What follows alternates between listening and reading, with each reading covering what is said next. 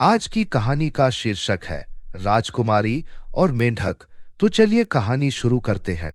एक बार की बात है, एक खूबसूरत राज्य में लिली नाम की एक दयालु और प्यारी राजकुमारी रहती थी। वह बुद्धिमान राजा रॉबर्ट और रानी एलेनोर की बेटी थी।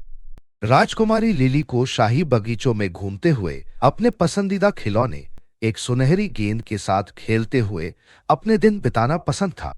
एक धूप भरी दोपहर में एक गहरे साफ तालाब के पास खेलते समय राजकुमारी लिली ने गलती से अपनी सुनहरी गेंद पानी में गिरा दी। वह निराशा से देखती रही जब गेंद तालाब के तल में डूब गई। वह तालाब के किनारे बैठकर धीरे धीरे रो रही थी। उसकी आंखों में आंसू आ गए। तभी एक छोटा हरा मेंढक उसके पास आया और पूछा, प्यारी राजकुमारी, तुम क्यों रो रही हो? राजकुमारी लिली ने मेंढक की ओर देखा। उसे बोलते हुए सुनकर आश्चर्य हुआ। मैंने अपनी सुनहरी गेंद तालाब में खो दी, उसने समझाया। यह मेरा पसंदीदा खिलौना था और अब यह चला गया है। मेंढक ने एक पल के लिए सोचा और फिर कहा, मैं तुम्हारे लिए तुम्हारी गेंद ला सकता हूं, लेकिन बदले में तुम्हें मुझसे कुछ वादा करना होगा। अपनी गेंद वापस पाने के लिए बेताब राजकुमारी लिली तुरंत सहमत हो गई। तुम्हें जो चाहिए प्रिय मेंढक, बस मेरी सुनहरी गेंद वापस ले आओ। मेंढक मुस्कुराया और तालाब में कूद गया। कुछ पल के बाद वह सुनहरी गेंद लेकर बाहर आया और राजकुमारी के सामने जमीन पर रख दिया। ओह, बहुत बहुत बहुत धन्यवाद! राजकुमारी लिली खुशी से चिल्ला उठी। फिर मेंढक ने कहा, अपना वादा याद रखो राजकुमारी, मैं तुम्हारा मित्र बनकर तुम्हारे साथ महल में रहना चाहता। राजकुमारी लिली आश्चर्यचकित रह गई। उसे ऐसे वादे की उम्मीद नहीं थी, लेकिन वादा तो वादा था। अनिच्छा से वह सहमत हो गई और मेंढक उसके पीछे पीछे महल तक चला गया। उस शाम रात के खाने के दौरान मेंढक महल के भोजन कक्ष में पहुंचा। राजकुमारी इतने गंदे मेंढक को अपने पास नहीं रखना चाहती थी, लेकिन वह अपने वादे से मजबूर थी। राजा और रानी अपनी मेज पर एक मेंढक को देखकर आश्चर्यचकित हुए, लेकिन राजकुमारी लिली ने उन्हें सब बताया। राजा एक निष्पक्ष शासक होने के नाते इस बात पर जोर दिया कि राजकुमारी लिली अपना वादा निभाए।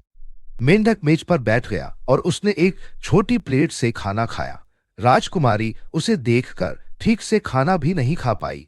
रात के खाने के बाद मेंढक ने राजकुमारी के कमरे में सोने के लिए कहा। राजकुमारी लिली इस विचार से भयभीत हो गई और बहुत गुस्सा हो गई, लेकिन उसे अपने पिताजी का आदेश याद आया। वह मजबूरी में मेंढक को अपने कमरे में ले गई। राजकुमारी ने मेंढक को कोने में पड़े टेबल पर रखते हुए कहा, मैं तुम्हें अपने बिस्तर पर नहीं सोने दूंगी, तुम यही एक कोने में खड़े रहो, गंदे मेंढक। यह सुनकर मेंढक उदास हो गया और उसने कहा, राजकुमारी, तुमने वादा किया था कि तुम मेरी अच्छी दोस्त बनोगी। अगर तुमने ऐसा नहीं किया तो मैं महाराज से तुम्हारी शिकायत कर दूंगा।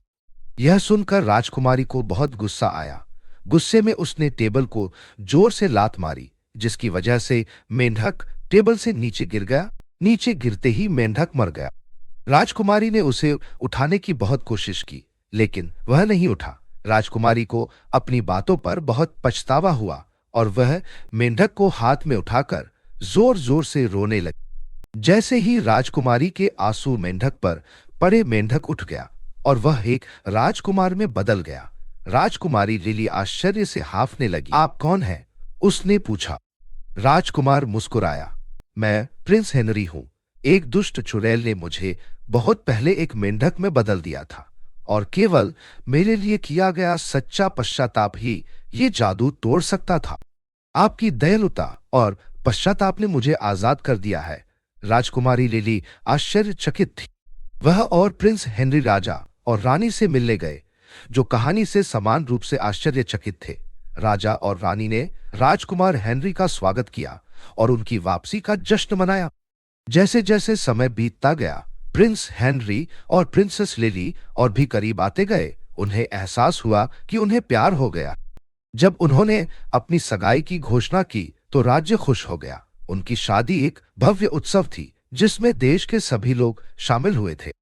प्रिंस हेनरी और राजकुमारी लिली ने ज्ञान और करुणा के साथ मिलकर राज्य पर शासन किया। उनके शासन में राज्य फला फूला और वे सदैव सुखी रहे।